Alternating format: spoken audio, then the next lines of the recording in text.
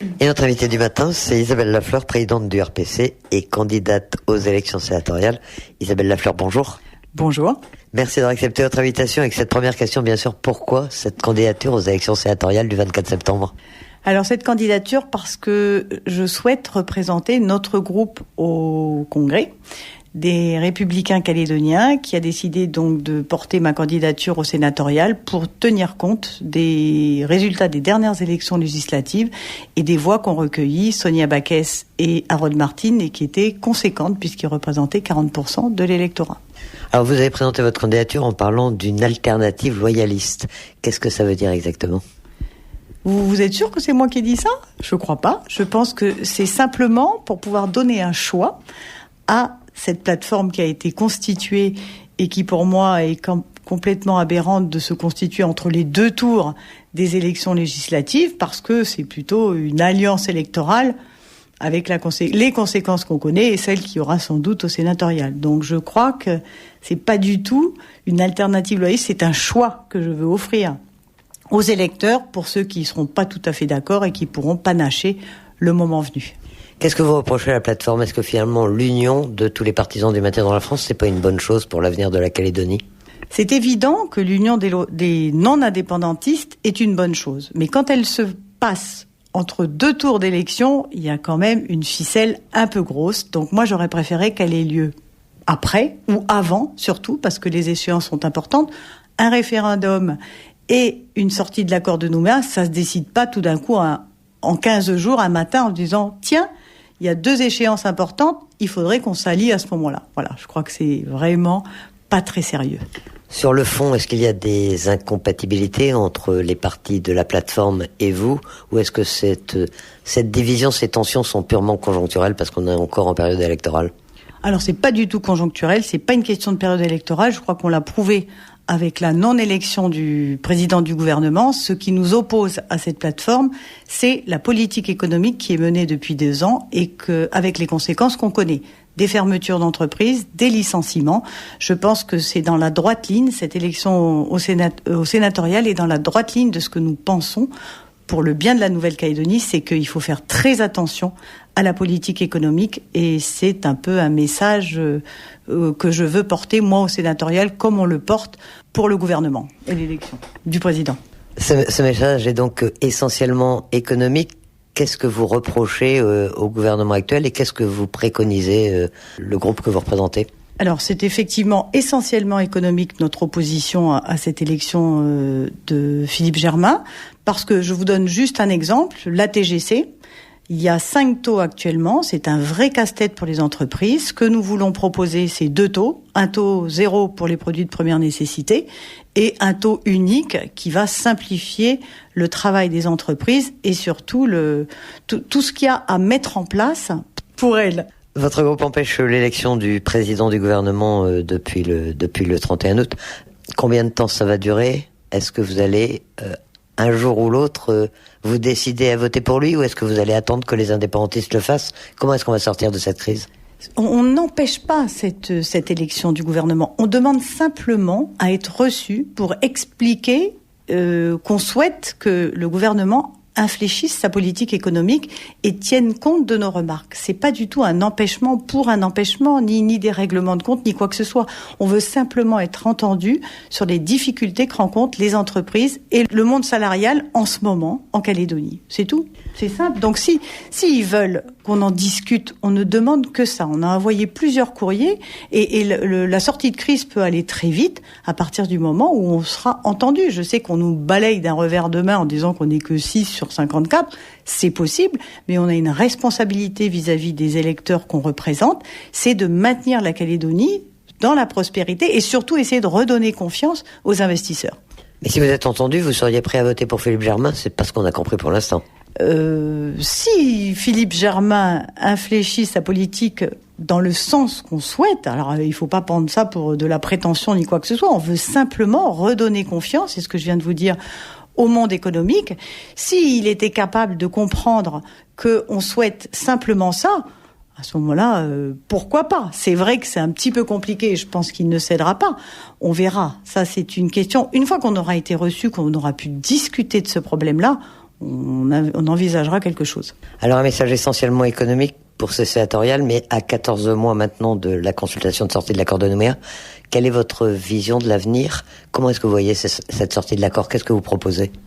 Cette sortie de l'accord de Nouméa, je crois qu'effectivement, ce référendum, il doit être ce que tout le monde dit, et on n'est pas des chefs de guerre comme on nous bassine en permanence. On est des gens responsables, on souhaite que le référendum se passe dans de bonnes conditions, que ce référendum soit incontesté, pas contestable, et qu'on se mette autour de la table pour travailler, pour construire la Nouvelle-Calédonie que l'accord de Nouméa nous impose maintenant. Donc c'est essentiel de se mettre autour de la table. Mais nous, on demande à nous mettre autour de la table, on veut pas de nous. Donc je vois pas trop bien comment on va pouvoir y arriver. Vous pensez qu'un jour cette union de tous les non-indépendantistes va se faire? Et est-ce que vous la souhaitez avant le référendum?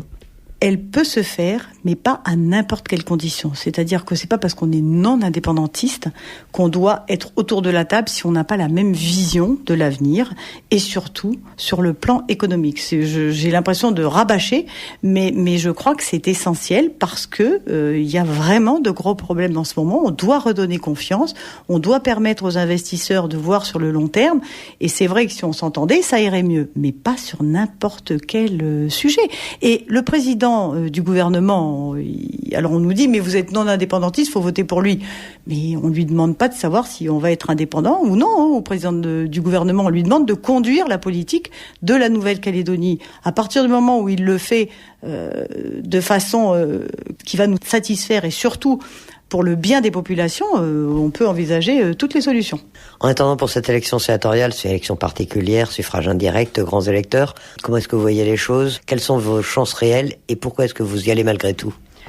J'y vais malgré tout parce que j'ai un message à faire passer. Je crois que celui-là, c'est ce qu'il y a de plus important pour moi, c'est de pouvoir faire passer ce message-là, de représenter ces électeurs qui sont balayés d'un revers de plateforme, comme j'ai déjà dit. Et ce qui est important aussi, c'est qu'on puisse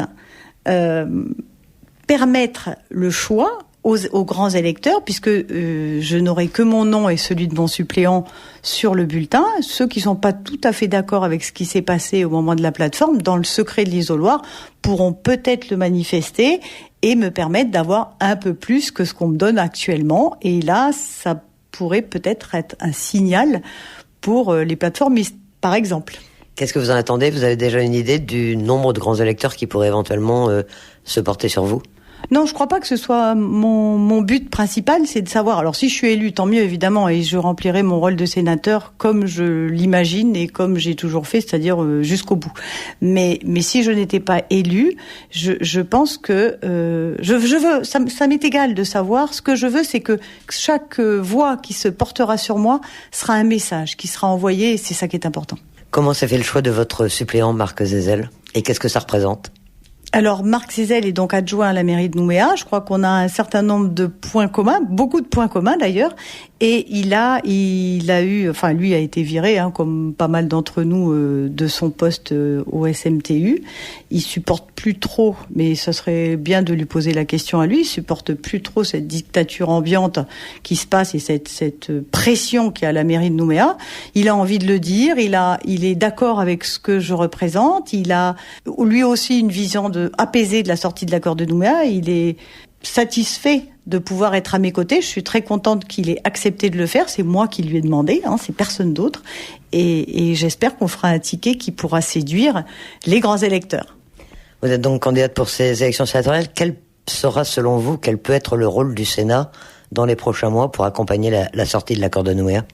Alors, le sénateur, en dehors de son rôle habituel de participation au travail législatif et à la défense des communes du territoire en l'occurrence, il participera, je pense, à la sortie de l'accord de Nouméa. Et c'est vrai qu'avec l'héritage, modestement, je le dis, que je porte, je pourrais peut-être, effectivement, si je suis sénateur, apporter quelque chose, cette vision qu'avait mon père du dialogue, du partage, et de cette poignée de main de Tjibaou Lafleur, j'espère pouvoir l'apporter si jamais j'étais élue au Sénat.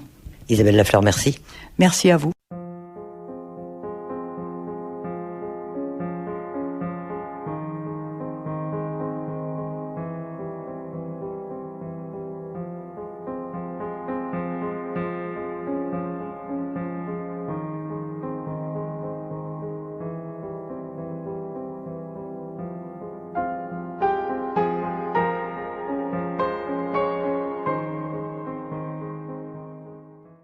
je demanderai à réunir l'ensemble des composantes loyalistes en Nouvelle-Calédonie. Quand je dis l'ensemble, pas seulement celles qui siègent au Congrès, mais bien l'ensemble d'ailleurs de tous les candidats qui se sont présentés aux élections législatives et même les formations qui ne siègent pas au Congrès pour que nous puissions nous coordonner pour la campagne du référendum de 2018. Il serait aberrant que les loyalistes fassent chacun campagne de leur côté.